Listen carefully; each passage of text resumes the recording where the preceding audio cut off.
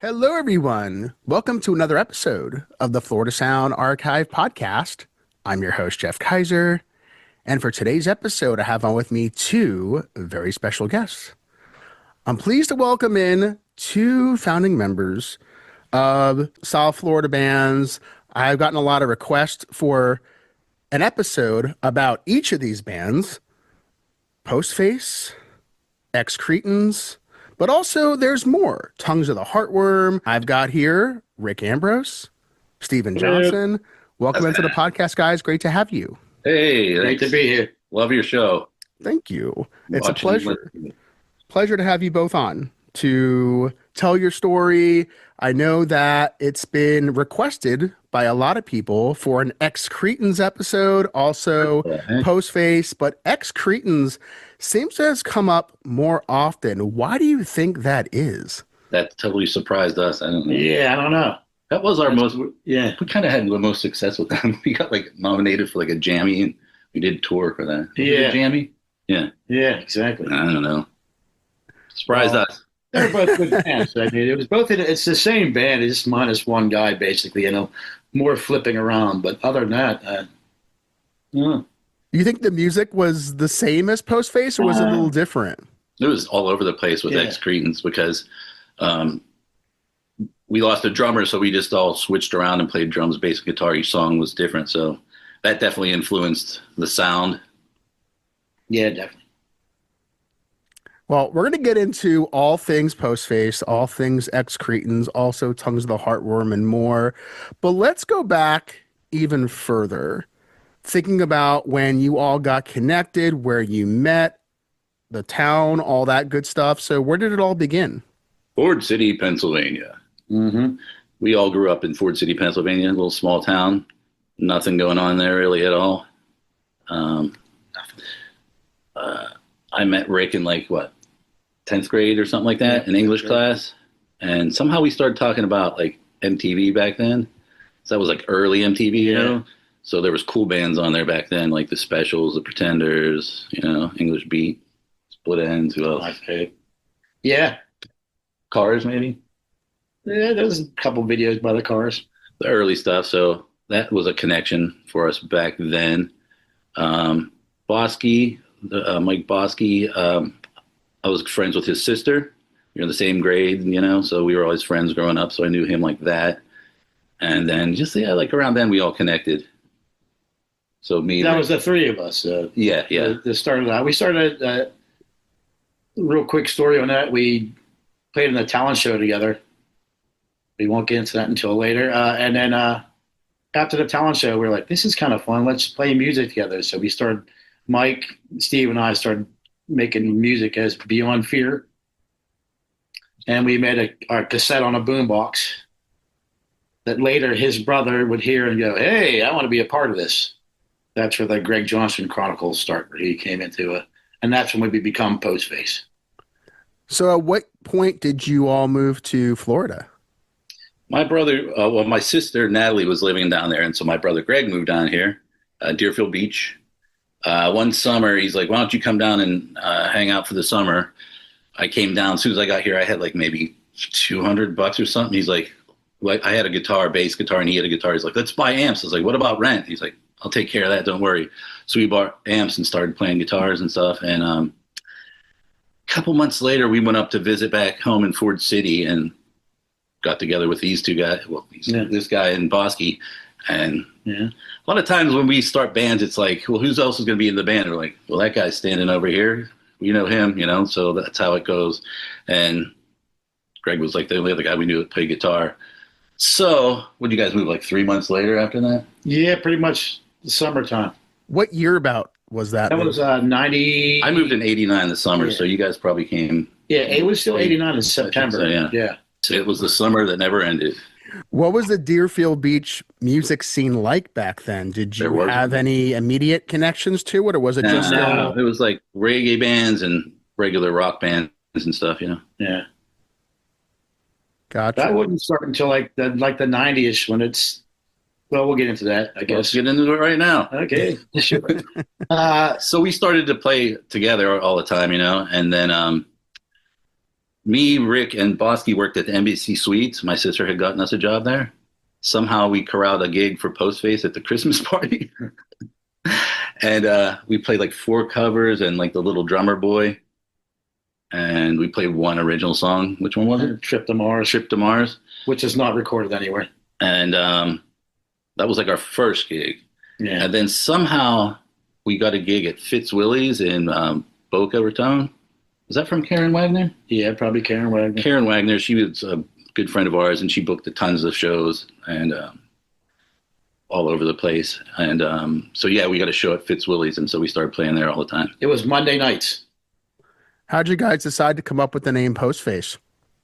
I just came up with it somewhere like in high school or something, like, I don't know, like Postface, skull, you know? Postface, your skull. I had nothing to do with it other than playing in it. And I noticed the way the name was stylized on a lot of the flyers. Not every one, but quite a number of them. It was interesting how each letter looked a little bit different. Whose idea was that? That was always Rick. That was always me because we just hand make the. We didn't have money for stickers or logo making or anything, and everything was done, via Sharpie and piece of paper. Yeah, sometimes we Xerox crap later on. Yeah, we later we would Xerox, but at first it was all just drawn out. A lot of times I'd draw some weird mutants or something, and then Rick would put the dates and information on there and do the stylized name all the time. Pretty nifty. Yeah. You did a good job. You did. Were a lot of the places that you were playing at that early time, were these all ages or were they 18 or 21 up? No, they were, almost all of them were 18 and up. No, because we were playing a bunch of oyster bars and stuff, so those are all ages. They're just restaurants and junk.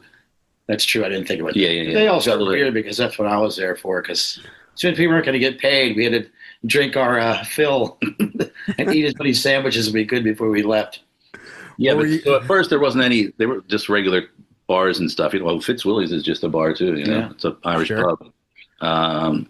So yeah, at first that's just we played at all those places. There was nothing kind of scene or alternative stuff at first. Who were some other local bands that you remember sharing the stage with back then? We played with the Funk a lot in the early days, and then until we met our favorite band, which was the Freaks with Beaks. Then we played with them tons. Who else was around back then? We were saying the Exploding Clocks was a band that was around back then. Mm-hmm. But One Rabbit, Psychic Dogs. Oh, yeah. Later on came like Groovy Coochies and Submachine. And like Milky Filth. Yeah. Native Tongues. They're kind of the same band. It was like West Palm. Sure. We were spreading out. Our whole thing was like, we would play anywhere. I saw in Fossil saying like, oh, those guys play the oyster bars. I'm like, I would just call every place I could find and go, hey, can we play? And they're like, what kind of music? I'm like, alternative. And they'd be like, alternative to what? And I'm like, just alternative to the regular music you usually have here. Yeah. So there was in the 90s, early 90s wasn't, they weren't so receptive to people playing their own music. There was a slow wave of like stuff starting to build up, getting more popular, like Jane's Addiction and kind of the tip of REM and Echo and the Bunnymen and the Smiths, Depeche Mode kind of were. We used to have college rock, and that's where you would have to hear all the good stuff, like the Replacements, Buttle Surfers, Dinosaur Jr., all that kind of stuff, Bad Brains. That stuff was popular and building up, and Husker Du, all those kind of cool bands, Meat Puppets, but they weren't breaking through really, Sure. They were starting to bubble up, and then it exploded with Nirvana, and then it was all over after that. We're wide open after that. You mentioned that Freaks with Beaks was one of your favorites. Why and what was the connection with those guys? Where did you met Kevin at I met their drummer at a party, right? He said he had a band. I was like, cool, I have a band too. He's like, we should play a show together sometime. I didn't know what they sounded like. Oh, I remember Greg saw a flyer once where they were playing. He's like, Freaks with Beaks. We got to meet those guys. And we did eventually. But they were just really cool dudes and stuff, and they had a really interesting, unique sound. They were good too. I was telling Rick today that they sounded like they had like a Black Sabbath with like rhythm and funk kind of thing going on there. And then Mark Borovich would just rip out some like crazy face-melting guitar solo, which didn't fit necessarily with alternative music, kind of. At that time. It was still it was like just like I said, this is still some wide people would be like, open. "What is this Yeah, what is going? that going? Huh? How did that?" You know. But I mean, his regular guitar lines are like rhythms were amazing. You know, like very emotional. Just a couple chords and stuff, like awesome. Sure. And then Casey, the bass player, awesome, very influential to me. He didn't slap it; he would pound with his thumb instead of using a pick. One day we were playing a show, and before the show, he had like 12 picks on his amp, like every different size and stuff. I was like, "What's that for? You don't even use those." He's like, "Just in case of emergency." At least he was prepared. Yeah. So, how quickly was it while you were playing some of these early gigs? Did you all decide you wanted to record something? At first, we were just making the songs. When we first started out, Postface was like half covers, half original. Because we only had about 6 or 7 originals. We had a ton of covers, but they weren't the regular covers. You know, we were doing like real early Chili's, Jane. We used to do a Godfather song. And we used to do a White Rabbit or whatever. Oh yeah, And we did like Jefferson Stars. Yeah. We would jump around. We did some Cream, you know, like but deep cuts and weird stuff. It was like we were more psychedelic, I think, in the beginning. Psychedelic rock, Oh yeah, kind definitely. of alternative, not yeah. We would eventually turn into like a grinding machine. Well, yeah. Once we met Low, then we got heavier Yeah. psychedelic weirdos. So, when you all met Load, how did that first meeting come about? I think Fausto covered it when he was talking. I met him in Gainesville. Yeah, but did that connection happen? I know. So That's I know. how I met him. I know Jeff saw us playing at the Ambassador once, and then when he went back, he said, "Hey, Bobby, I saw a band that you're gonna love." And so I think we got a gig with them through there, and we played at a park in Miami. Remember that outdoor park? Yeah, I think I had a picture of that too. Someone sent me recently. And then so after that, I don't know. We just got along with them real well and just started playing a ton. Plus, every time Bobby would come to Deerfield, we'd stay for yeah. a month. So just He just on our basically couch. moved in. Well, that was kind of later in the Boca years that he would just, he was the thing that wouldn't leave. But that's another bass player, Tony Quall, is awesome. I love Tony. He had played all the first, all his riffs kind of start their songs, you know, and they build it from there. Sure. Awesome. What did you think of their sound when you first heard Load for the first time? They were definitely very powerful. Just like the Freaks too. When we saw the Freaks play, we were like, "Whoa!" Yeah, they had this thing that just make you like, You just like stand back, and then you get like excited, like real rock and roll. Like Yeah. just makes you like, yeah, this is good. And same with Load, yeah, just like right off the bat, you're like, fuck yeah, these guys are great. So, at what point did you all start playing some shows outside of the Palm Beach area, and where did you start to go? Well, we started in mostly around Deerfield. Yeah, I think we tried to go south first, and the south wouldn't have us. I mean, like Fort Lauderdale south, not Miami south. So we started gravitating more towards West Palm. There was a Foundation, obviously, 21 North Pit, whatever they call that. Oh, yeah, Dark Side was a club that opened up later on in Delray. Yeah. Obviously, the Fitzwillies. But then they opened up Ambassador, so that was our hometown Deerfield place. We played there a ton. And then I was telling Rick, our best gig we ever had was also in Deerfield, AM Steak and Pizza. So we play there like once a week, free pizza, free beer. And they paid us too. They paid us, and they never said anything about our sound or nothing. It was perfect. Were they known to have a lot of shows, or were these kind of one-offs? Well, they started with they would have cover bands, and one of the guys, I played a bunch of cover bands from time to time, and I knew people had played there, so I was like, "Hey, we got a band." Like, sure, come on. And then from just day one, they're like, "You guys are good. Whenever you want to play, just call us up." It was a pizza place, but they had a stage, and it was cool. Like I said, free pizza and beer, you can't beat that. And pay. And pay. And they never said about our sound. That as well too. They closed. Yes. One of the other venues that you mentioned that hasn't gotten talked about enough on the podcast, and that's the Ambassador. So talk to us about the Ambassador. What was that place like? And kind of take us through it, especially for those that never had a chance to experience it before. Can I say one thing? Yeah. Home of the Dirty Curtain. Yes. The Ambassador Club, I had worked at Island Water Sports in the front in a rental shack. Bob Boyle was the owner. His parents owned the Ambassador, and they were starting up, and they were having like a the Friday and Saturday nights are just people going to listen to Consolidated and all these bands, and they're just like I said, Florida's switching over. They're going from reggae and rock to more college rock type stuff. And he came out and one day he put up the Island Water Sports. He's like, hey, he said inside you have a band. Do you want to play? I'm like, yeah, we'll play. It was a Wednesday night. So we went there and we played on a Wednesday night. And then the next day he pulled into the parking lot all mean and stuff. He's like, you're never going to play here again. Your music sucks. You guys stink. I'm just like, all right, dude, that's cool. And then 2 days later he pulled back in. He's like, hey, can you guys play next Wednesday? And then after that, we just started playing. We were like the house band there. We got a lot of that, like somebody canceled, can you play, Yeah. kind of thing. We would play all the time. We would play 3-4 times a week. No problem. Were you starting to bring your own crowd, or were these people that would just frequent there? Yeah, you had to. A lot of times you had to bring your own crowd, especially if you were playing on a Monday night. You got to bring some people in there, so they're gonna let you play your Monday night show. But yeah, we started getting more friends. Like I said, we were from Pennsylvania. We moved here. We didn't have too many people we knew, but through the band, we started meeting more people. We just say one fan at a time. That's why we always like to play with other people too. We book other people that were different from us bands. Like we'll steal some of their fans. Build our crew up that way. Yeah. Whose fans did you feel like you stole the most of? Jeez, I don't know. All of them. I don't think there's anyone in Like particular. I mean, by fans or like maybe one person from each, Yeah. Some of these bands are very different. We don't care, like, if the bands are like Florida doesn't really have a sound, South Florida doesn't really have a sound, I don't think, except there's no keyboard bands really. Any good ones. But so then the Ambassador just kept expanding, at first there was the bar and then there was like this window cut in the wall to look at the stage. And that was a big day when they took that wall out. Yeah.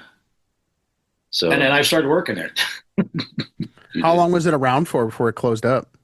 That's a good question. Let's see, from probably, the bar itself was there for forever. It was his parents' bar that was connected to a furniture store, but it was like completely closed. And one day he went in there at a party.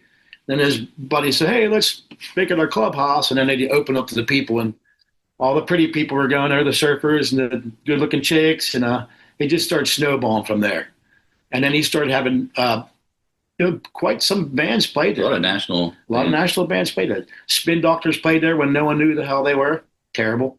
Alice Donut. Alice Donut, which we actually got to play with. The Dwarfs. The Israel T version of Bad Brains. Consolidated played there.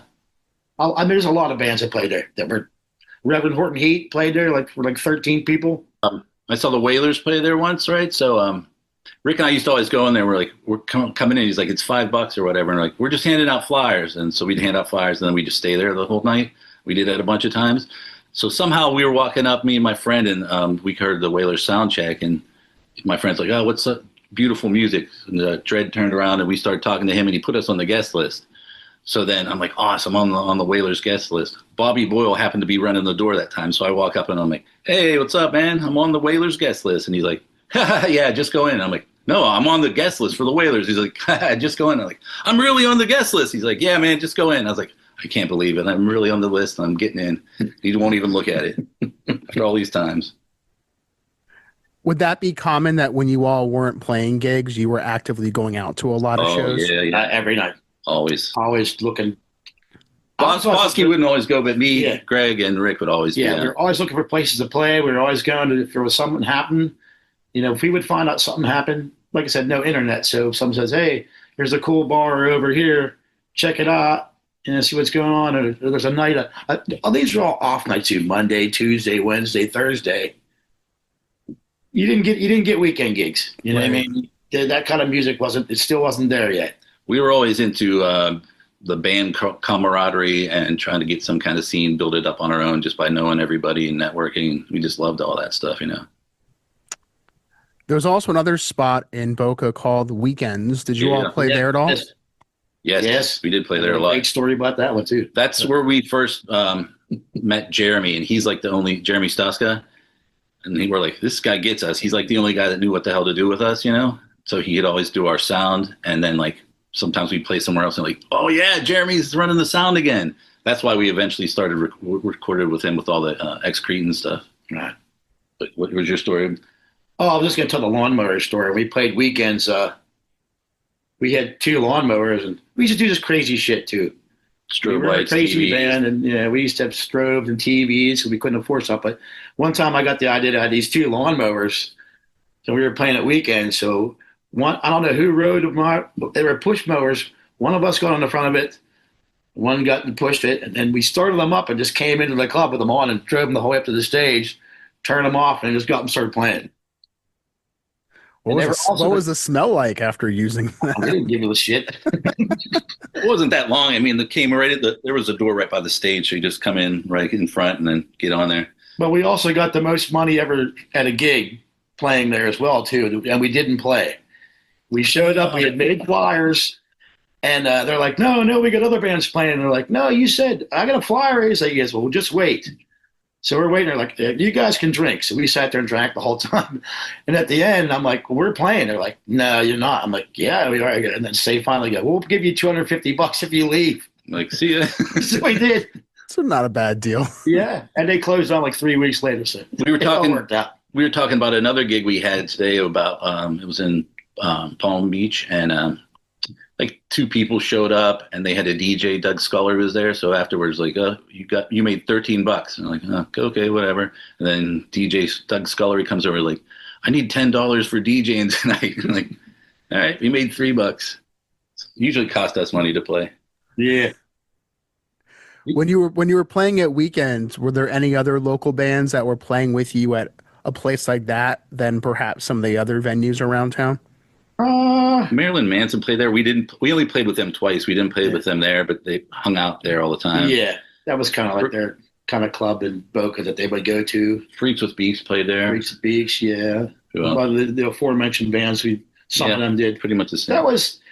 There was a weird, the Boca scene was kind of, it wasn't separate, but it had been a scene for a long time with all these other younger people. So there was bands like, was it Basic Humans? That would be the industrial band that played out of there. They would play there. These people are all connected to some form or another. But the bands that played, like I said, they still had metal bands playing there too as well. So, and reggae bands. When did you guys start to go further south to Fort Lauderdale and eventually getting down to Miami? Miami first. Yeah, that was with the load stuff. We would play at Uncle Sam's Cafe down there, and what was the other place? Churchill's, of course, all the time. But Washington Square, yeah. Yeah. So basically those 3 places. But Uncle Sam's, that was always fun to play. There's a cafe, there's records of peruse, and it's got a stage in there. That was awesome. And the Churchill's, I mean, we played Churchill's tons and tons of times. That was always really good. Always had a fun time getting there. When you were playing some of the shows at Churchill's, you mentioned that Load was one of those bands you connected to earlier on. Who else did you start to make connections with down there when you started to play more shows in Miami? That was like Creamy Electric Banana. I think Drive Choir was around in there. That was their area. Yeah. What else you got? Oh my God. What was Ron Sass's band? Maybe. No, Pontius Pilate? Pontius Pilate. Yeah. Pontius Pilate, right. Yeah, those guys are cool. So those bands. And the load shows too, they always had, there would be another band that was popular down there as well that we wouldn't know, but then we would meet them, and right offhand I couldn't remember their names, but that's how a lot of this network had come in. The Friends started becoming friends, and friends of friends. Hey, Postface is playing, let's go check them out because they're friends with Fausto, or you know what I mean? Like that kind of thing was working. And then the whole Miami scene too. Rat's bands were always around too. Oh yeah, Vultures and stuff. Yeah. Was he typically the one doing sound when you play Churchill's? Yes. Pretty much all the time. What was the difference between when Rat would do sound and when perhaps Stasko would? Rat. Yeah, Rat gets the noisy part of it, but he's also an accomplished player too. Don't let him ever fool you. The guy knows how to play guitar, and he really does. He knows a lot about sound and stuff, and our whole thing is like we didn't give a shit. Well, as long as we were playing, really, truly, to be honest, it sounded great. good. If it didn't sound so great, as long as we played well, I mean, that was the main focus. And it's hard to, when you're on the stage, you can't tell what it sounds like out front. You just got to hope for the best, and just play. The difference between going to work the next day and you had a good show and you're like, yeah, this is awesome. I don't give a crap that like you have a show and the show sucked and the work sucks. What's also been quite popular through some of the episodes of bands that have played at Churchill's is different eras of how the bathroom was there. Oh, no, it always sucked. It was always terrible. A puddle of urine you got to trudge through. Yeah. I don't remember it ever being good. No, I remember they fixed it one time, and I was like, that's how you fixed it? That didn't work. Just toilet water up to the top. But yeah, it was a rough scene in there. You went there for the music. Yeah. Was that the worst as far as in South Florida, or was there something that was worse than that? I was at the poorhouse one time where I had to have these guys actually come in and stand in the bathroom because there was no door in it, because I had to stand up on top of there was like a bench seat there, and the stuff was already to the top. So I had to stand on top. I was like, guys, please just put your backs to me. Like, and some loyal bandmates would go in the bathroom and like turn their backs, like let you shit behind them. But yeah, I remember the poorhouse bathroom being pretty rough down there too. I don't remember that being as bad as Churchill. Consistently, Yeah. I don't know if that's how you know that's who your true friends are in those situations. but you also mentioned that you played Washington Square. What was that experience like? How often did you play, and who were some of the other bands you remember sharing the stage We with? played there with Manson the one time. Yeah, was that and Load? When we played there with Manson, it was because he wanted us on the bill for that one. And so then after we played, John Tovar was like, all right, well, I didn't like you, so I'm not paying you. Yeah. Wow. Two times we played with them, we didn't get paid. We played with them We was assigned a contract, too, that we were going to get paid. And why didn't he want to pay you guys? He said he didn't like us. That was it. So when we played, what was the other place we played? The Red Zone with them? No, it was the Moscow. We played with them in Moscow and West Palm. We got that one through some weird promoter, and we signed a contract for that one, right? So we played that show, and they're getting ready to go on, and the guys they're like, can we get our money? And he's like, I'm not paying you. I didn't sign that. That's not my name on that contract. And we're like, he's like, and here's the other mistake they always make. They're like, we're not paying you, but you can drink free all night. So Bosky's like, screw this, I'm out of here. So me, Greg, and Rick are like, all right, let's make them pay now. Yeah. So we start getting drunk. We're getting crazy drunk. Manson's up there singing. Rick goes up and duct tapes him to his mic stand while he's singing. And there's a statue on the stage, and I'm like, I'm just going to push this off the stage. And I push it off, and it shatters. And I'm like, I didn't expect that to happen. And I'm standing there with my drink, and the bouncer comes up. He's like, put that down. I'm like, put it down. Grabs me by my scrawny neck and threw me out of there. Well, we got our drink free, Yeah. Was that a common occurrence? No, but where else? There was somewhere else. Oh, once at the foundation, he's like, we're not going to pay you guys, but you can drink. And us and the freaks drank a whole keg that night. Yeah. Just a bad decision for them to make, Were those drinks before you all played or after the show? No, it's that. Well, all time. During, but once they say they're not paying us, then you got to kick it into high gear. Yeah. How would the band sound change if you were all really drunk before you started playing, or while you were playing? In the beginning, we thought we were better. It depends how late the night is. Yeah. How late at night would you guys typically get on for some of those shows? That's what we're talking about too. Later on, like in the Ex-Cretin days, all the shows were like starting like at 11 o'clock for some reason, like at the Poorhouse and Churchill's is even later than that, and then that was a trouble for some of our friends. They're like, I can't go to a show. I got to work tomorrow, So it ended up being like other bands a lot, whatever people had weird schedules like that, So that was a weird thing. I'd be like, can't we play at 9 and then again at 11? Yeah.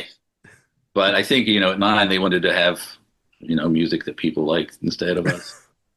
Well, you mentioned that Manson, Brian Warner, he liked you guys, right? You said? So he wanted... Yeah, from seeing us at weekends. Yeah, I knew Scott real well, too. Yeah, their band guys were all cool. Scott was real cool. Yeah. We made fun of him one time when they changed the name from Marilyn Manson and the Spooky Kids to just Marilyn Manson. I'm like, what's up with that? And he's like, if it was up to me, we'd have a way weirder name to begin with, So. And I'd met him in Boca, Scott, and at the High C Music. Shouts out to that place. It's no longer there. And I was just in the back making all kinds of weird, crazy noises because that's what I was into. Well, I was getting into that. On the guitar. On the guitar, yeah. No, just crazy noises, exactly. And he came and he started talking and we became friends. And then next thing you know, they're like, oh, I got a band now. I'm like, that's cool. Didn't he work at Peaches with? Yeah, both of them. They were Brian and both the Borovich brothers and Marilyn, Brian, and Scott worked at the Peaches in Boca Raton. Mm-hmm. So that was a connection. And also a big connection to a lot of these bands was also Jeremy Stoska, because he was recording. Yeah, that is almost true. everybody. So when did you start recording with him? That wouldn't be till later, but he never did. Our first 2 recordings were done at Bob Loss's studio in Deerfield, L7. And they were both live, pretty much. So we got in there, we set everything up. We played 7 songs. We were done. He's like, okay, now what do you do? We're like, well, we're done. He's like, what do you mean? You only been here for an hour. Because like I said, at that time, like I said before, we were playing 2, 3, 4 times a week. So we had our stuff down pat. That's why we could drink too. It was like, we had the music down. That's all we did was like, our lives were consumed by this band pretty much at that point.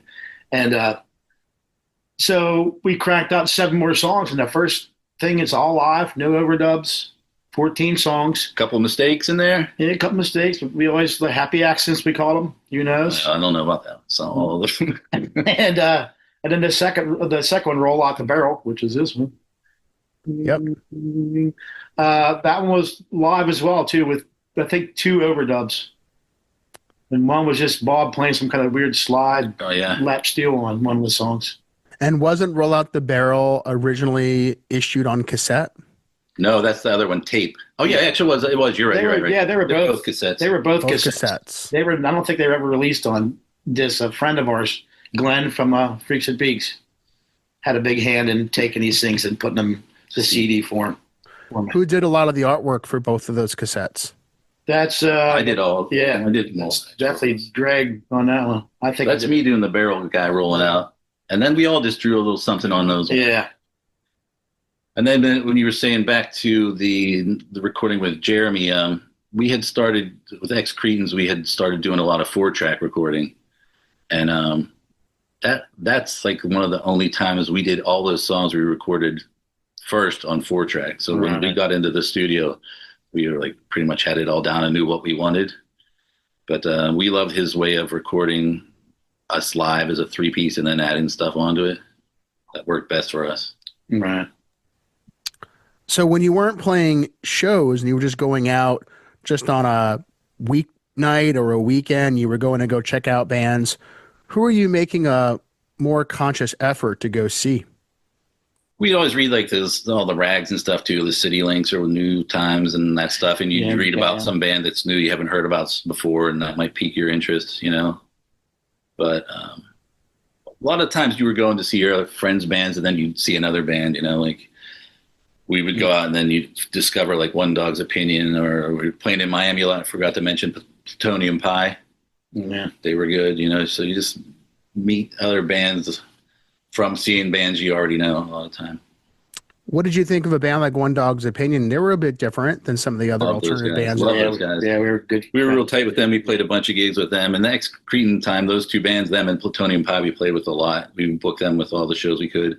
In the Ex-Cretin days, we were playing at every Tuesday at Surf Cafe in Boca Raton.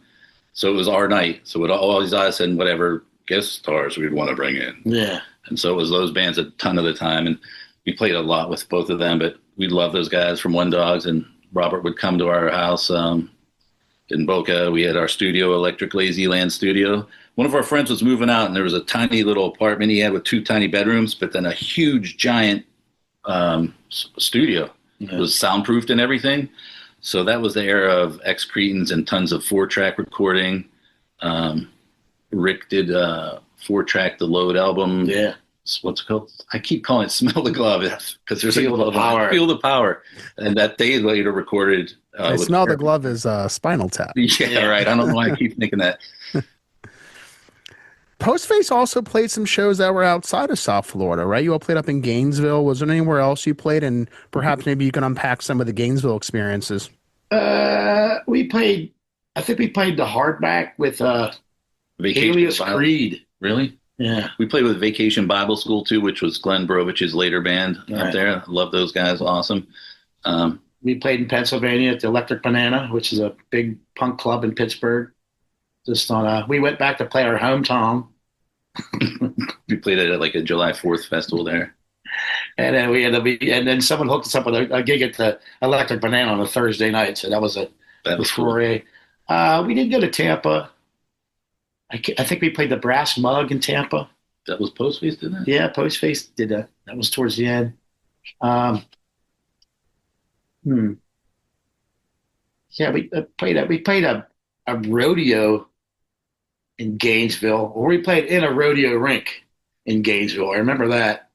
That was for Sean Healy was the singer for Ruby Coochies, and he had moved up there, and he goes, "Hey, I'm putting on this festival. We would love anyone who said they're planning a festival. Do you want to play?" We're like, "Yes, we love playing outside. Didn't matter what time of day. We just love that kind of stuff." And we played that show there, and that's sound guys. We started playing. They turned our sound off, but we were so loud anyway they couldn't control it because we were inside this big rodeo rink, and it was hilarious. Were the crowds any different as far as based on the band's sound playing in an area like Gainesville or Tampa compared to some of the shows further south? I don't think so. No, not really. We had such a mixed bag, and Postface and Ex-Cretins, we had we weren't just one, just all slamming around or we jumped around. So I think that helped people digest us a little more easier, than most. You said, like, we wouldn't get pigeonholed into one song. We would just keep on. We just kept evolving and playing. And the thing about Postface was the four of us were all different backgrounds of music that sort of just all came together and we were the four-headed monster. And when we would come up with songs, like everybody was just about the song. Whoever maybe had the riff would kind of be the producer or director of the song, and we'd kind of go with what they want to do. But everybody added stuff in all the time. It was very collaborative. I know that someone else really involved in the scene in so many various ways was Steve Rollman. Any good stories of Steve and that connection and how you first got acquainted with him? Chords. I Yes. just love that guy. He's great. He always is a big fan of ours and gave us tons of opportunities and everything. And he got us on TV with Kurt Fonger. Yeah. What was that? Elizabeth channel? Alex. In West Palm Beach. We got somebody out there has to have that video. We can't find it, but they have us playing live for a little bit, and then Rick and Steve get interviewed. Rick gives them the old, and back to you, Kurt. Just like because we couldn't. We had one microphone or one speaker between Steve and I, not this Steve, but Steve Rollman. So we're trying to listen to the questions they're asked, and they're like, "Postface sounds like a great name for a band." And we're like, so I just started adding lib, and Steve's adding lib, and we're just like going off. And yeah, it was pretty funny. That was. I would like to have a copy of that someday too. It's out there. You mentioned that Postface had actually played Miami before you started playing Fort Lauderdale.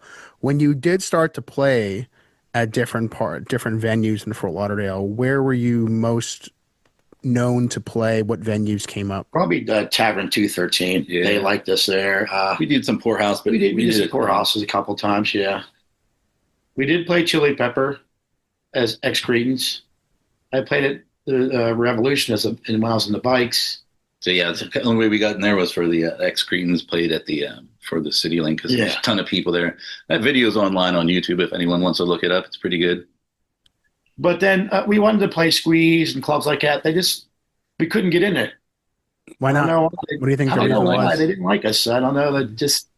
It wasn't that we were a handful. I mean, we had enough people to go there. And once we did play there, we had tons of people show up. But I think the first time we played there was with Radio Baghdad.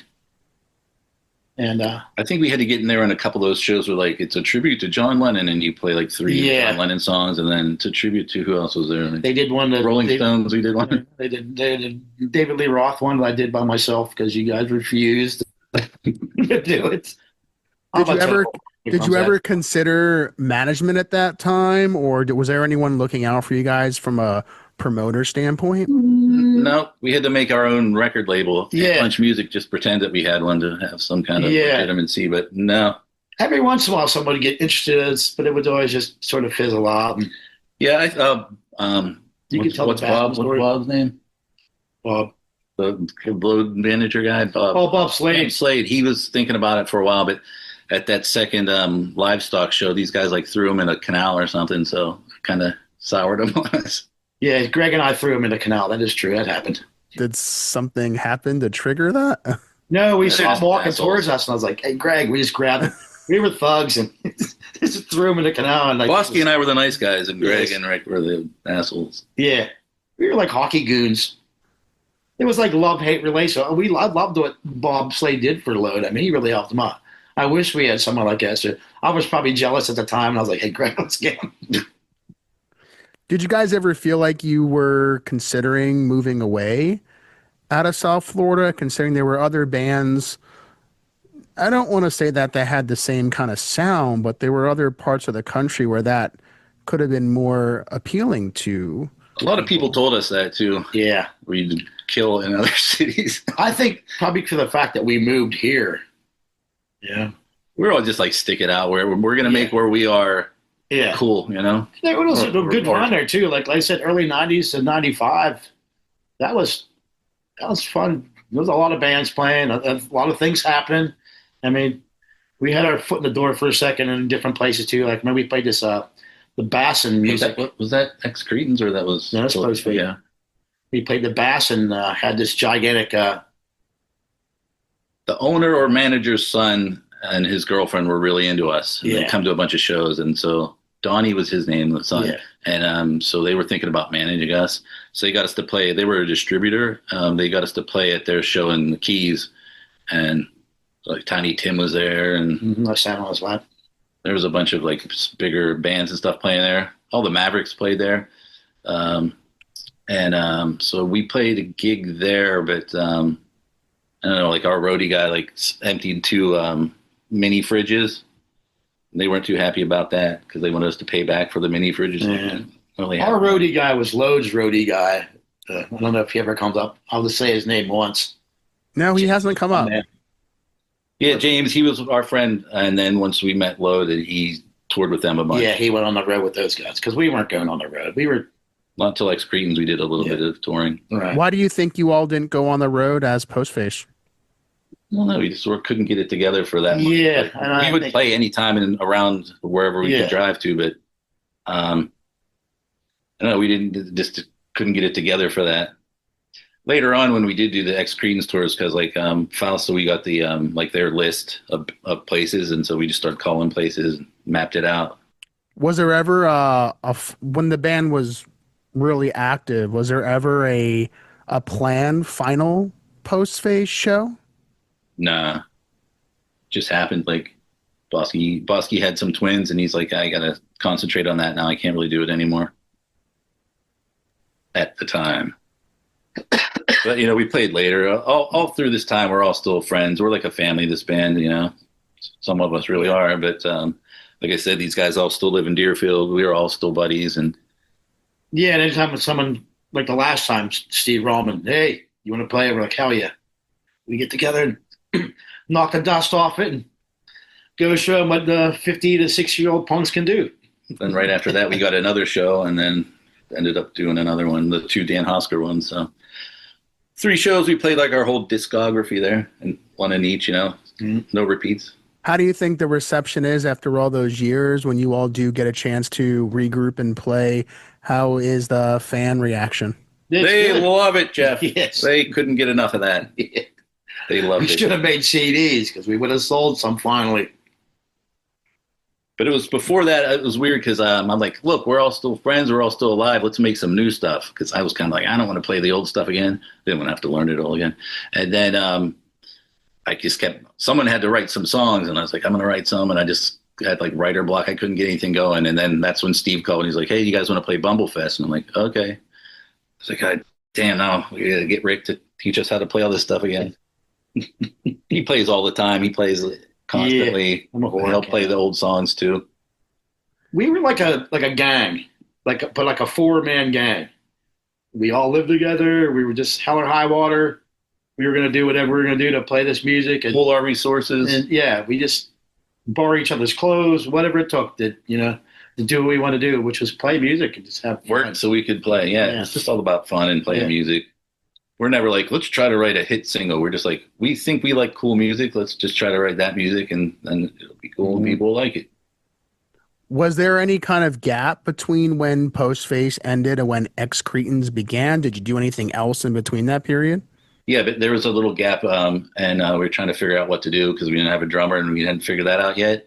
And our friend Bobby Baker, Baby Robots, that's when it started. He was in another band. What were they? Death on a Stick, Blanket, and Death on a Stick were some of the other bands he was in with, like Gary Costa. And Rick started helping him, playing with him a little bit. Was Glenn Borovich in that too? Yeah, Glenn Brovich would be the drummer on that. At first, it was just me and him and the 4-track. I was doing a bunch of 4-track stuff to keep myself. I like music. I like doing stuff with it. It's fun. It's in my life's blood, pretty much. And started playing with Bobby, but then Steve and I and Greg started screwing around doing 4-track stuff for a while, and I'm like, I think we got this stuff's cool. And so I was like, I'd rather do it with those guys than play with Bobby's. Unfortunately, I said, Bobby, how about you get Gary Costa? And he's like, all right, because he's already in a band with them anyway. So we were in sessions. We would play with each other. There could be times where we could fill in for someone, even though we wouldn't know their music or something. Like one time we filled in for drums for Baby Robots. Was me. We wore our underwear. Oh yeah, me and him used to do stand-up drumming for Baby Robots for a while after Glenn left. We wore skull masks and different underwear one time and suits one time. That was pretty fun. Actually. Yeah. Those were some of the funnest gigs ever. But with the Ex-Cretins, I think how that came together. So there was 3 of us without a drummer, and I guess maybe we got the idea from Sebado because they used to switch around. So like, wait, what if we just do that? Take turns on drums and bass and guitar. And what made that interesting too is because since we were all just doing this 4-track stuff, where we would like, hey, Thursday night 4-track, we get together and play. When we started playing out, it didn't matter who did what on what. It's like Steve might have wrote the song on bass, but now he's playing the drums on it, and I'm playing guitar. So that's how the Ex-Cretins were really accessible like that, where it's like it didn't matter who made the song or who was playing what when they made the song. It was, all right, how are we going to present it and who wants to do what? So, Right. which is really cool. Hey, I have a little aside real quick about Sebado. We went to see them play in Tampa. And so we walk in and there's a stage there and like we see the hairy pussy standing next to the stage and there's a bar there. Like, that's cool. So we walk right over there. And then the band is hanging out there too. So anyway, they're playing their set. It's really good. Lou Barlow breaks a string.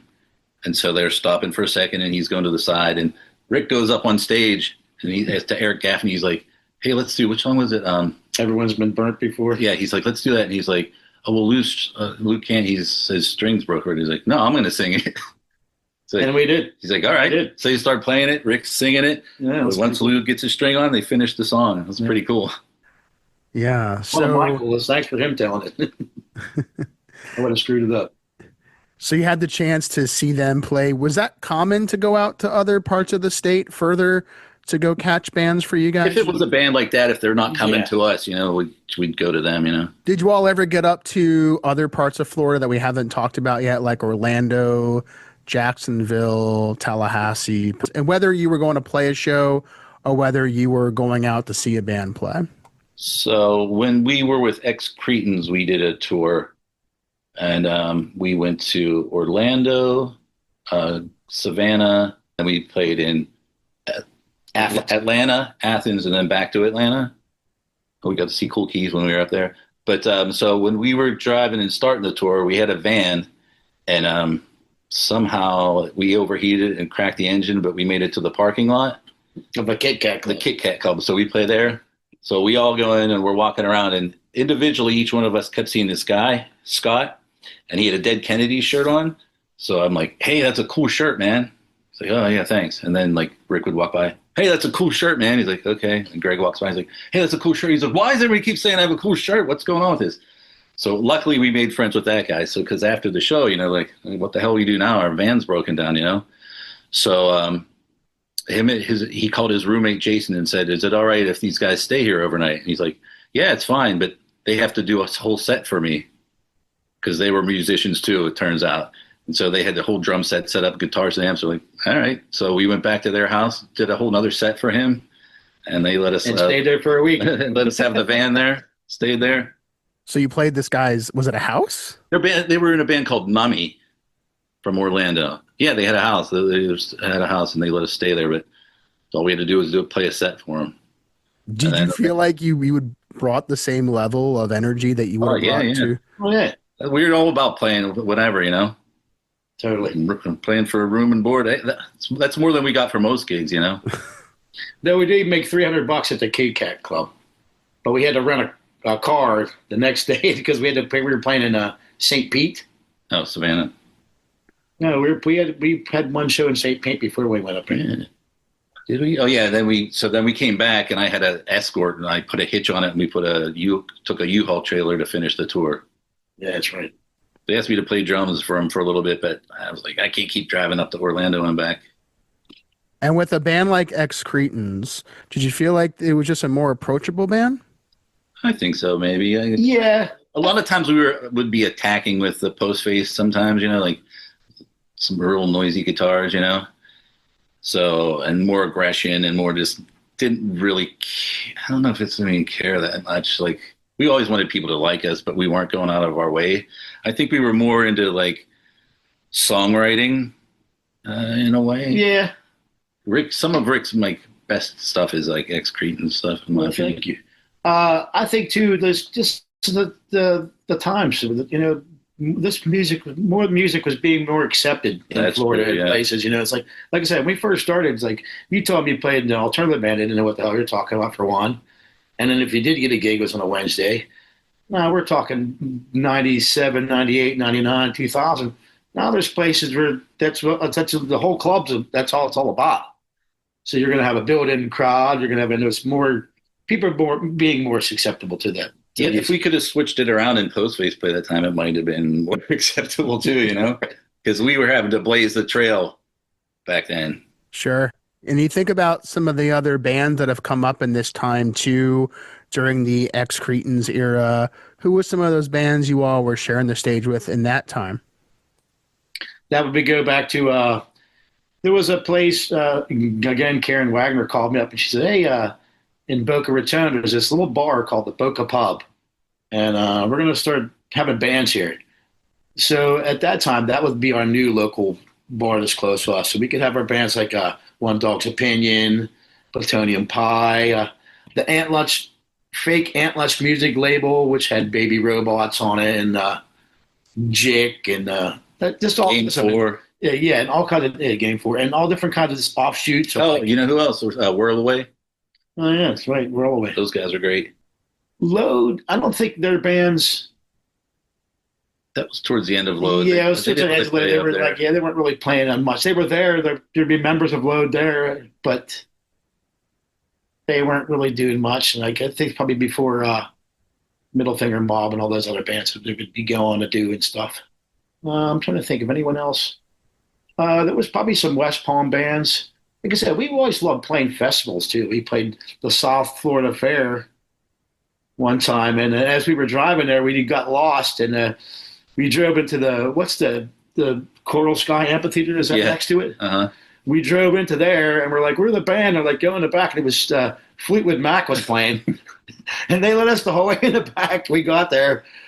And I always wished that when I think, I was like, man, that would be just so cool if we just went and set up and started playing before Fleetwood Mac came out. And they're like, what the hell is this shit? But we got lost when we went there. And that was like, I think the Groove Nicks played that. Did you feel like there was like a shift in terms of these newer bands and the sound evolving? And yeah, definitely. I do believe, I believe it was a shift. But to us, it really didn't matter in the sense that we were still just doing basically what Postface was doing too. It was like, we set out to do stuff, and that's what we were doing. We used to always do our own thing. Yeah, we were just doing our own thing, and it wasn't cliquey or anything at that point. There was just more. I think with the event, the more clubs opening up to the music, more bands started playing. I mean, I know these Coral Spring bands and stuff are playing. They were playing rec halls and stuff like that. That's great, but that was out there. We wouldn't go out and play a rec hall in Coral Springs. Unless someone said, hey, would you like to come out to Coral Springs and play at a rec hall? Then we would. We played If you Spanish invite River us, High we'll School come. twice, and that was just someone that liked us said, "Hey, you want to play We're both like MC international Yeah. shows and stuff?" We would do anything, and especially we didn't care about much money. The people always like, I get the Postface guys, they'll play it. Did you feel like with the Ex-Cretins you were getting paid for more of those shows though? People want to pay you?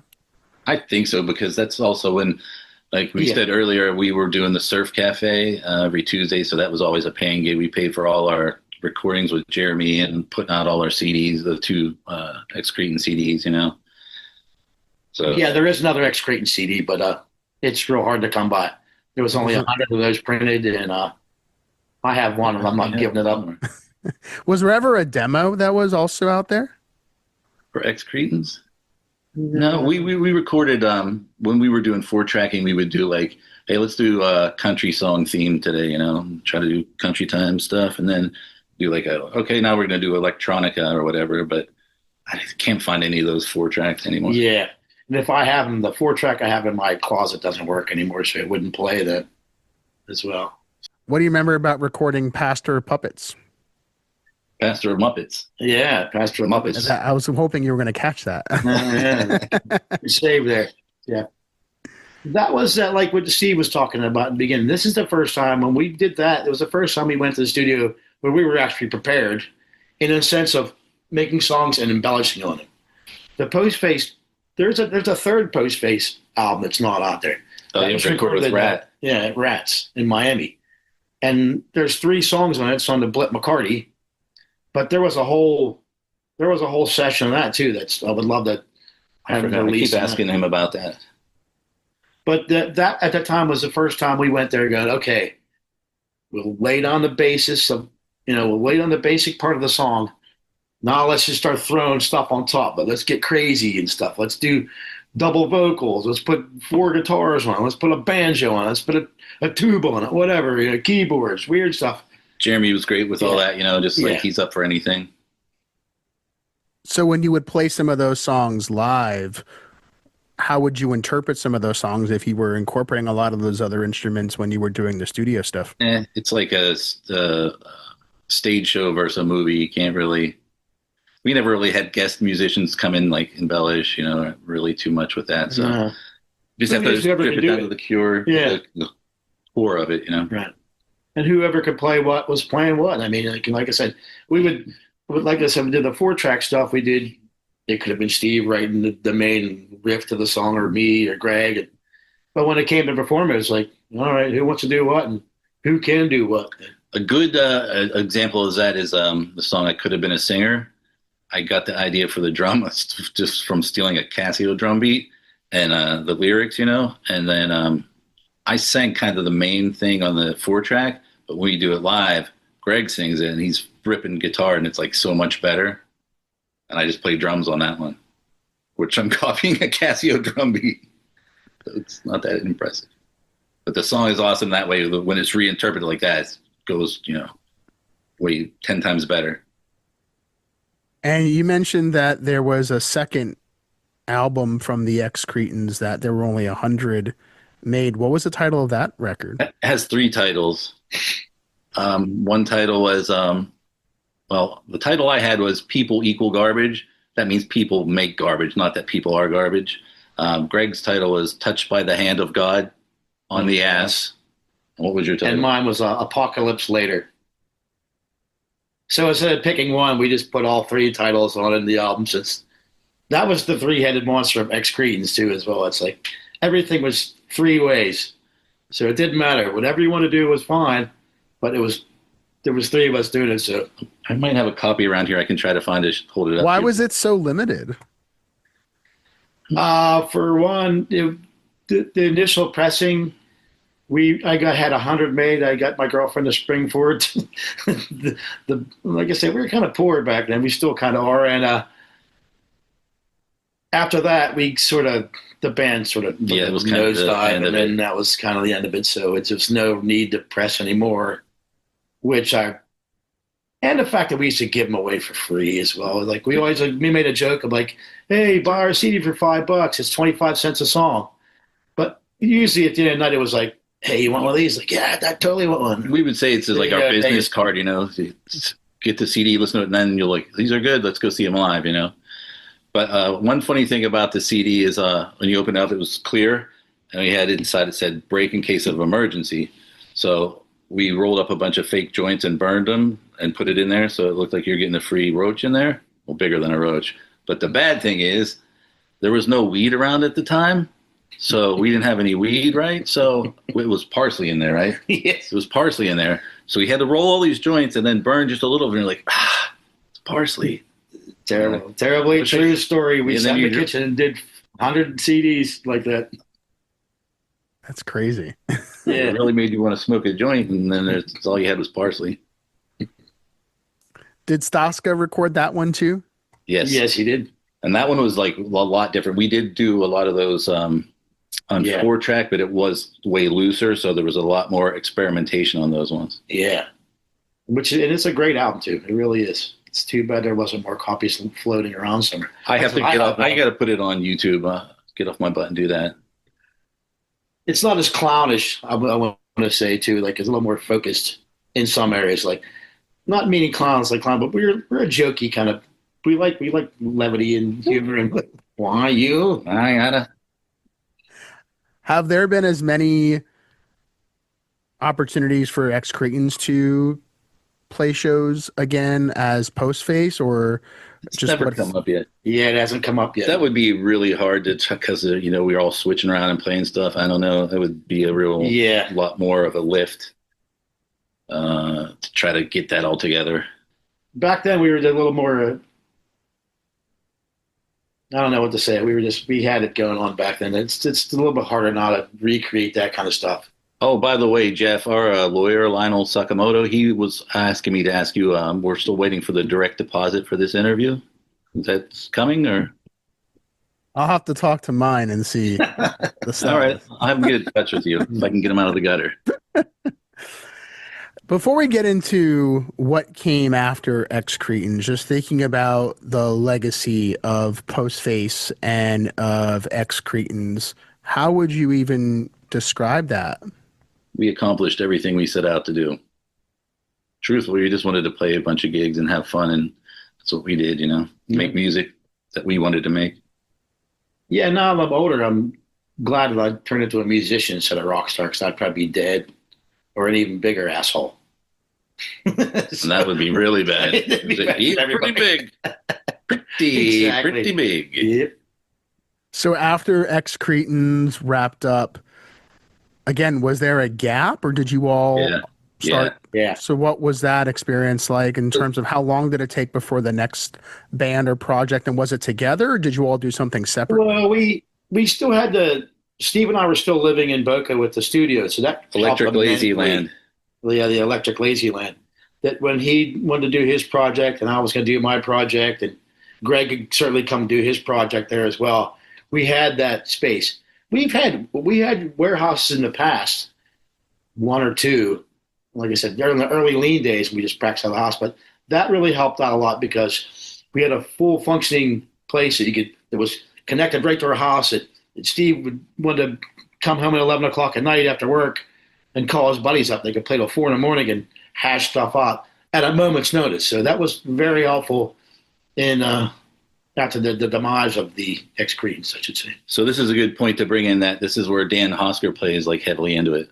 But before we get into that, Dan Hosker and Fausto both almost were drummers for Ex-Cretins later on during the second album part, but it just didn't work out. And we were like, I want to still play drums. I do too. So those guys didn't. So we had started hanging out with Dan. Like we always knew him from like Holy Terror days, but weren't as tight then. Like I was walking at outside a gig at Tavern 213, and I was telling somebody about how I was having insomnia, and he was sitting at a table, and he started telling me how that could be a good thing and how I could use it. And I was like, all right, this guy's pretty cool. And so we started hanging out with him, same shows and everything. He was a big fan of Ex-Cretins. So at that time, he started in a band with both of us. That's where he started Bikes with him. And he wanted to play drums for the Wolf Boy and the Fantods, which was me, Bobby Baker, Tamara Engel, and him, because we had been just doing 4 tracks. We would do this band Cactus Eye Relief where the whole band would play on each track of a 4-track. So the whole song was 4 bands on each track, and somehow we did that live. We did have to add in musicians for that, but just really Gary Costa mostly. And so when we recorded there with him, Dan recorded the Wolf Boy and the Fantods record and the first Bike record, which I think he ended up recording that record 3 times, right? Yeah, we recorded the first Bike record. The first Bike record had Mike from Postface as a drummer on it. And then he quit. And then his wife called me and said, he's not quitting. He's staying in the band. Pauline, we love her. And then about a month later, he was like, nah, I can't do this. They got the kids. I'm working. And so I got a guy named Paul Vault, who I'd played in cover bands for 30-some years with. I've always played in cover bands. I'm the horror in this whole musical outfit here. And the horror as well. And the horror, yes. And I got him, and then a guy named Robin Roslin, who was in Groovy Coochies, who played mandolin and violin, and that's the Bikes. So that would become the Bikes, and we started doing more of that there.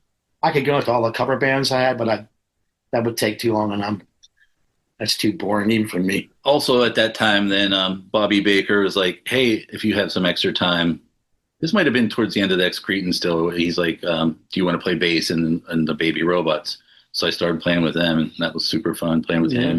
And you got to go to Austin, Texas, and do that. We played South by Southwest. That was really cool. So how did you all feel when you were working with some other projects now? Because this was the first time where there was a gap between the time that you all were playing together throughout all these years. What was that like? And the 4 of us, right? Yeah, that was a strange time. I mean, it was weird.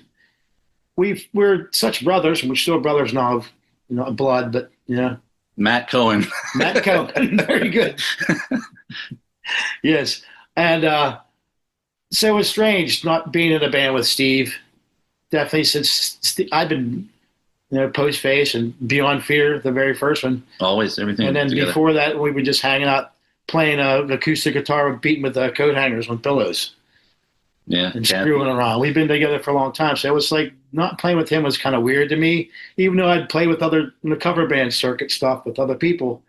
Just that connection to original music was like, it was weird. It was like, it was definitely strange. I was like, I missed it a lot. And Steve was like, no, Rick, it's not your time yet. Get out of here. Yeah, it was weird. It was kind of interesting to be like at a different scene, I guess. Because playing with the Baby Robots, it was different. But the Ex-Cretins weren't like heavy. Well, some of the songs were, but like in general, it was like it was weird and aggressive, maybe. Baby Robots, and it was playing with different bands. It was a more like mellower kind of crowd and stuff. It was a totally different thing. But I mean, I guess we were still like the weirdos of that scene, but wasn't the real weirdos of all the scenes like the other bands were, So that, it was really different. Those guys are all my buddies, but it's not like the same. Like we said before, Postface, Ex-Cretins were like family and a gang. Mm-hmm. So at what point did you all finally get back together and connect in a band? So me and Fausto would always, we had a connection that we like reggae music. And sometimes we'd go over to that guy, James, that we mentioned before, his apartment, and people just hang out drinking, and me and him would just make up reggae songs, bass and drums, for the hell of it.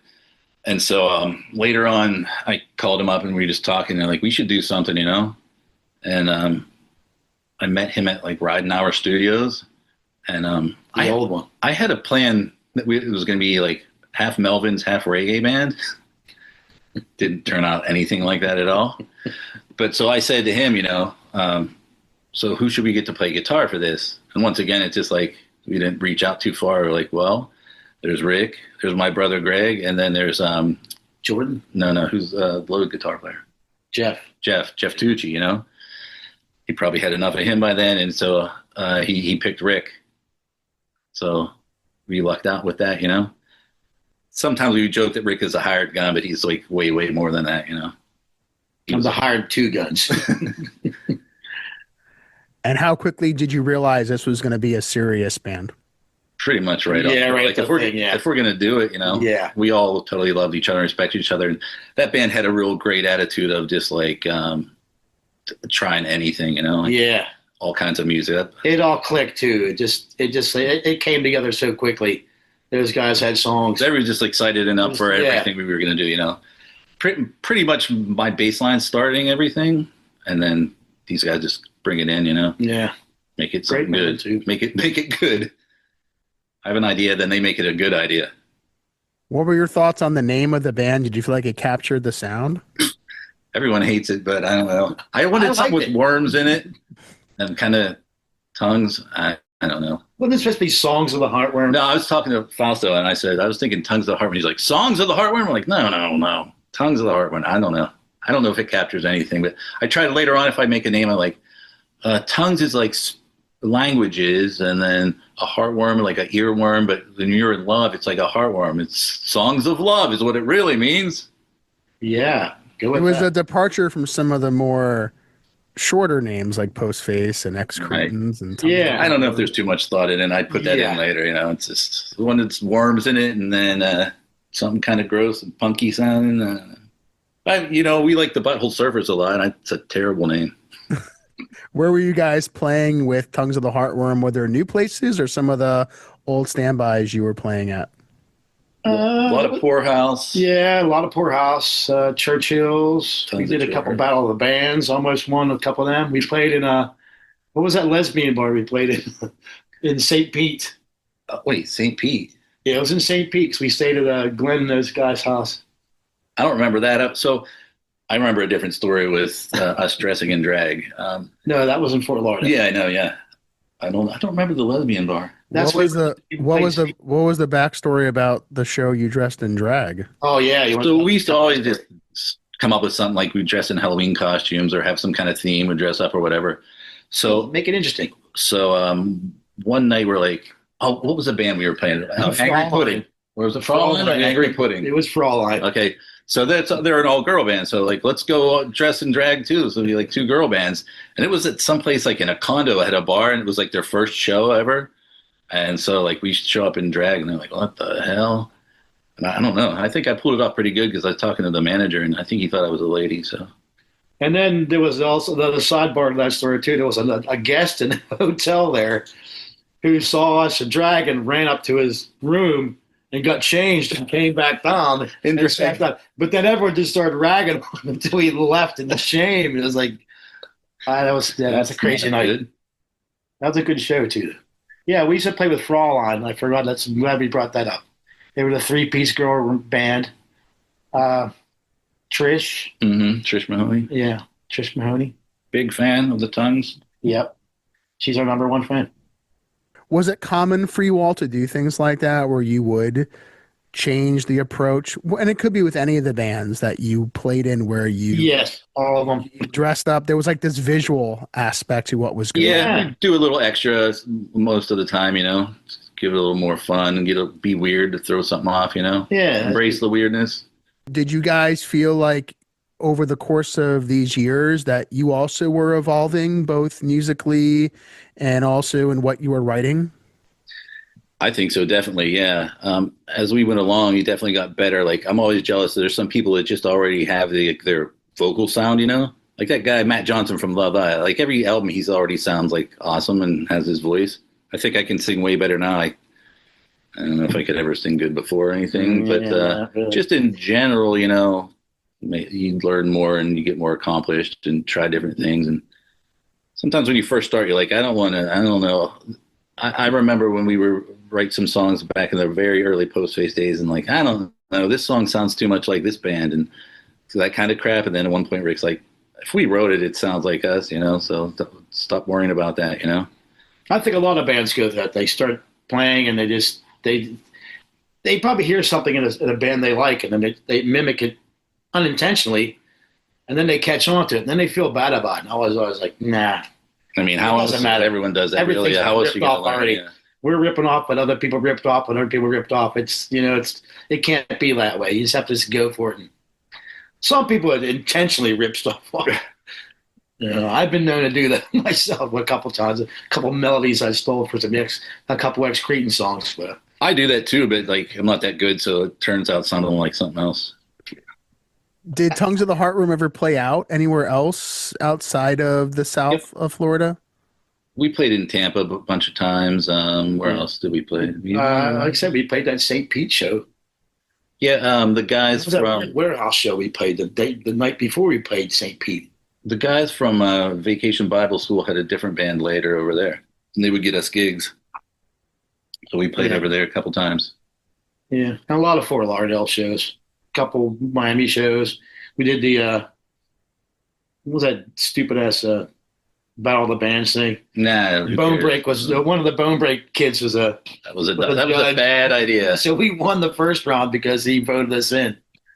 And then yeah, you had to go there at like 11 o'clock in the afternoon. We didn't play until like 7, but you had to be there at 11. It was a I don't know what I was thinking. yeah. A lot of the times they would do these Battle of the Band things just because they knew they could rope a bunch of people in and make you stay for as long as they possibly can and get every cent out of you. What's that tattoo place we used to play? You know what I'm talking about? Fort Lauderdale, if you're heading towards the airport. Left-hand side there. It's next to a motorcycle shop and a tattoo shop. It was the place where the creepy tiki was. Yeah, It was something else before that. It was 2 different places, but we played a lot of Monterey. It Monterey. was a Monterey club. Yeah. Yeah, we played a bunch of gigs over there. Yeah, Churchill's. Poorhouse days. Those were a lot of poorhouse those times. Couple other places. I don't What about West Palm? Elwoods in Delray? Elwoods, The gas station. Played a bunch of gigs there. and Black Cat, that's more Respectable Street Cafe as well too. We played there. When we think about a place like Respectable Street, that's one of the true survivors of a lot of the different places that existed. Still there. So what do you think is in your opinion, what do you think is the reason that it has outlasted all the other venues, and what was it like playing there? I think they just don't give up and they stick to their ideas. Like they haven't, really changed. They're in that same tunnel of music. You know what I mean? Like that call it alternative. There's so many different terms for everything that's like rock and roll, weird and different. Like alternative. If someone tells me they're alternative now, you're like, that's probably not going to be good. With their music. It doesn't mean what it meant back then. Like back then, way back when Respectable started, and we were probably in high school still, but way back then. Alternative was against like Bon Jovi and Journey and shit like that. So then I would say Rodney Mayo and Steve Roman too for keeping that place. Yeah, the same leader. Rodney being the owner and consistent leadership. Yeah, exactly. And Steve for consistent all the voice, tireless work he does in the music scene. I mean, that guy's like Glenn in the Freaks and Peaks. That guy really showed us how to get our act together with the way he just approached. He's the one that put out the Blip McCarty CD. That made us think like, maybe we should put some more music out. I mean, just something like that. Just these guys that work tirelessly behind the scenes and are in bands, but yet their main focus is like the scene or the sound, I should say, the Florida, what's going on, whatever you're into. Let's keep that going. Let's do something with that. And Steve Rum is definitely one of those guys that I love the guy. So I guess that's all I can say at this point. I'm like, he's for real. He's a great guy, and he's just a great guy. And he works so hard, and I hope everyone realizes that he personal sacrifices he has gone through just for what he does for this whole town. I'll leave it at that. Did you have any good stories that you could also share from when you did play Respectables? Yeah, we did the one where they let us play it before they did the backyard. It was just an old crusted up fountain in the middle there, and a couple chairs here and there and benches. It wasn't fixed up. When was the last time you've been there? If it's all fixed up now, there's a bar back there, and before it was just like kind of like place for you to go out and smoke cigarettes, and you can smoke inside, but hang out in the back. So we decided that we're going to go up there and play. We're going to play in the back. And I brought my grill, and I made hamburgers and hot dogs as the Ex-Cretins. This is the Ex-Cretins we were doing. Postface played there a couple times too, but Ex-Cretins, the one story about that where I made the hamburgers and hot dogs. And I remember people come like, how much is it? I'm like, just have one. You want one? They're like, what's this all about? They couldn't get it to their head. I was like, but I was playing in a band, but I was also just grilling hot dogs and hamburgers on the side because why not? Tongues played some shows there with One Dog's Opinion. And those were good shows. Mm-hmm. I don't have a story about that one. Didn't we open up for that weird Sugar Smack band? There was something else by the time. Yeah. I can't think of this song. I was also going to say, like, were there opportunities with Tongues that you had the chance to open for some touring bands? Yeah, we did. That was the one band in particular I can remember that we opened up for them. I can't think of. Mostly they were afraid to have us open up for them, I think. Yeah. They didn't want us to steal the thunder, you know? With Tongues of the Heartworm, thinking about the recordings, what are your memories of that? Where did you all record? That was at Jeremy's. Once again, Jeremy, yeah. Yeah. And so we all had experience with him already because two Ex-Cretins albums, and then he knew Load a bunch, and he did the Load Fight the Power, Not Smell the Glove album. And so Feel the Power. we were all Fight the Power. Yeah, so Copyright. once again, you know, just all knew him, got along with him great. He's up for whatever we're up for, you know. Yeah, and his studio had expanded by that point too. That's where he had the second part of his studio too, which was kind of cool. We were so used to going there, and we knew we could do. Reason why we probably picked him was because we knew we could go and do what we wanted. And Once again, we record live, take it. 3-piece, you know, just bass, drum, guitars. Then after that, do the vocals and whatever other stuff, and more guitars, whatever else we wanted to add. Had Fausto actually sang on there a couple times. Backups, of course. And you all put out a CD. Was there anything else that the band had also recorded, just never got released? Well, there was on the end of that. If you listen to the Tongues album, we have it goes into we do all the songs again, you know, a couple different ones that were live, and those are all just culled from videotapes we made of the live performances. Not a great sound because it's just stuff from videotapes. However, but since we only had, I don't know how many songs are on there, 10, it's like 13 minutes long. You can't just put out the CD that's 13 minutes long and call it an album. So we had to fill it up with that. We just put all those in there. And I think if we would have kept on going, there would have been more to come. But I think everybody's favorite song in the band is actually the first one on there, Gorilla Milk, on the live part. Yeah. And we all kind of mad that we didn't get to record that. And there was a couple other songs that we recorded that didn't get on there. What's that Wolf's rap song? Didn't make it on there. Rap, yeah. I'm not sure where that is. Soul Fang, but that was on there. So yeah, we were trying to do some different stuff, and but not any other like good recordings that aren't out there. Yeah. Was that the last band that you all did together? Yes. Then we had the Postface reunion eventually later. Yeah. So what happened with that? Did you all just decide it was time to just I try moved up something to else? Vero in 2014, but before that, like I had kids, and you know, that Tongues had kind of fizzled out and everything, you know. So go back to see those guys and stuff, but I was been up here, you know. So not until the reunion had we really played much together. We did a couple one-offs here and there with Postface and stuff. In the early 2000s, we did a Postface reunion at Surf Cafe in Boca Raton, which was, I might have it taped somewhere on one of those weird tapes you have to cram into another thing to put it in. Oh, yeah. VCR. There were like mini tapes, right? Yeah, I have a bunch of those. I have a lot of shows. I'd love to figure out some way to get these all out there for people to see if they wish to see them. I feel like the downside with those mini tapes is you could only record like 30 minutes on them. So you have to bring a whole bunch to get the full show. Right. So, well, that worked to our advantage in Tongues because by that point, my girlfriend had got me a Sony Handycam, and it did on a small little disc, but that's like 20 some minutes. So I have I have a bunch of the Tongues of Heartworm shows because in 20 minutes we could do 14, 15 songs. That worked out in advance. They're even faster live, you know? Right. oh yeah. So a lot of the names that have come up since we've been doing this episode, unfortunately, there's a couple who are no longer with us. just you having the opportunity to hang out with some of these people, even outside of just going to a show, just whether it was just a casual moment, how has that impacted you guys over the years, just losing some of the people who you were close with in the scene?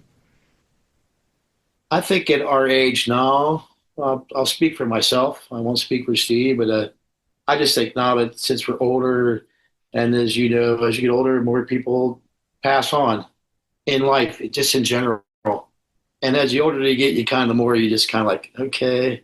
So it's always just a good. You can have the memories is what you have, and when you talk to other people that knew the other people, these people that passed on, get together and be nostalgic about it and stuff. That's a beautiful thing to do. And I mean, that's all I could say from that part of it.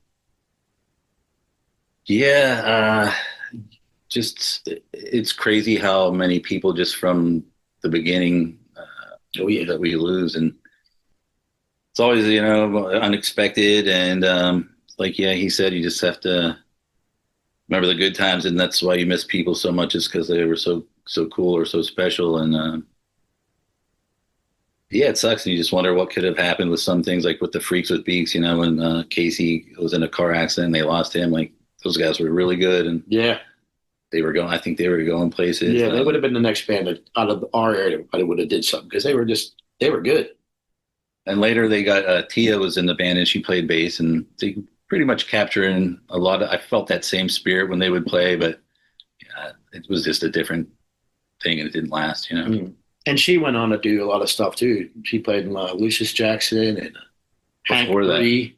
She played drums for Ministry for like a tour. Yeah. There's been some good ones we lost, She's gone too. Oh yeah. And just thinking about your own families, whether they were your parents, siblings, or even kids now, what did they think of what you were doing musically? I think my brother Greg and my brother Mike are the most accepting of my style of music. They're the biggest music fans too in my family, so they're into it. Obviously Greg's in it because he plays with me in the band, but yeah, that's about it. Everyone else, like, yeah, it's cool, but they're not, I don't know if they have the CDs or ever give them a spin or anything like that. My daughter, not listening to too much later, but she's really into music a lot. My family was musically oriented, and my father was a session guy and just amazing guitar player and singer. And music's always been in my life like that, the playing part of it. So I enjoy playing. I play every day. I have acoustic guitars. I have guitars all over my house. I just reach and grab one at any given moments. And unfortunately, most of my family has passed. So I think my niece, my oldest sister who's passed, her daughter, Amber, is really into music. So that's cool. She's a drums, right? Yeah, she has a drum set. But she's, to me, the link in my family that would say I brought her down here to see my band, the Postface for the first time. She loved it. She had a great time. And how cool is that, though? Yeah, it was just totally cool because living in my family from being in Pennsylvania, they never really saw. My mother and my sister came down and saw my cover band play one time, which was I had a blast with them too. I got them up and they both sang a Johnny Cash song with me. Nice. When he was in high school, I went to see him play. He played drums with his dad. They did covers, and like at a bar, Dad bought me a soda, sat there and watched him rock out, playing blue suede shoes, and they made a joke of me wearing blue suede Vans. I used to play 3 nights a week with my father when I was in high school, and I thought I was so embarrassed by it. And then when I think about it now, I was like, wow, let's see. I was raking in $150 a show back then. And you got paid more back then? Yeah, I got ever paid. Yeah, you did. Never got paid, yeah. And I got to learn a bunch of stuff about how to go up to a club owner and say, hey, we want to play here. I learned that from my father. So, and just in this stage of your lives now, is there any other music you haven't made that you could? We talk about it. Me and him talk about maybe getting something else going here. Yeah. Some kind of long distance thing. But that's about it. We talk about it. Yeah. we're really good friends. We're still to this day. Steve and I can talk to each other for months, years at a time. We always seem to find a common ground, and we come back together, and we were always ready to do something. I think too, when it comes back to the music thing, we're always just like, let's make this a good song, you know. What do you want to do for this song? Like, neither one of us has an ego. Like, dude, I was gonna do a lead here, or you're playing over my bass line, dude, or something like that, you know. We're like, we kind of take that approach of like, I was telling you before, you know, you're the director for this song. What do you want from me? Or I don't know. I don't have anything. Okay, whatever you want to do. Or can you just like play it muted, whatever you're gonna do? Like, yeah, you know, a feel or a kind of sound you want, but like, okay, I'll do that. You know? Yeah, it's mostly direction with us, you know, try to make it the most honest way to make it. Yeah, sure. Yeah, definitely. And I think it's great that you both are in the same space doing this episode, and it's been so wonderful having you both on. Thank To you. Appreciate it. As we get ready to close things out, I would love to give you each the last word. Any final thoughts you'd like to share to the folks out there, both checking this episode out on YouTube, but also listening to it? The floor is yours to take us home. I'm just gonna say that I'm gonna try to put some stuff up on YouTube. So I'll say it now, so maybe it'll pressure me to do it. But I just want you all to hear it, so that's all I got. Thanks, Jeff. Yes, and be nostalgic and remember the old times. That's what this podcast really does for a lot of old cantankerous guys like us and everyone else. Hey, I like new music. Okay, that's your argumentative again. Like Jeff an old Kaiser, new music Look up, podcast. New South Florida podcast. Yeah, just remember the old times. It's great that you're actually bringing this up and that people can have a place to talk about this stuff. My leg hurts really bad right now, but I had the best time for the last 2 hours. I've been having the best time of my life, so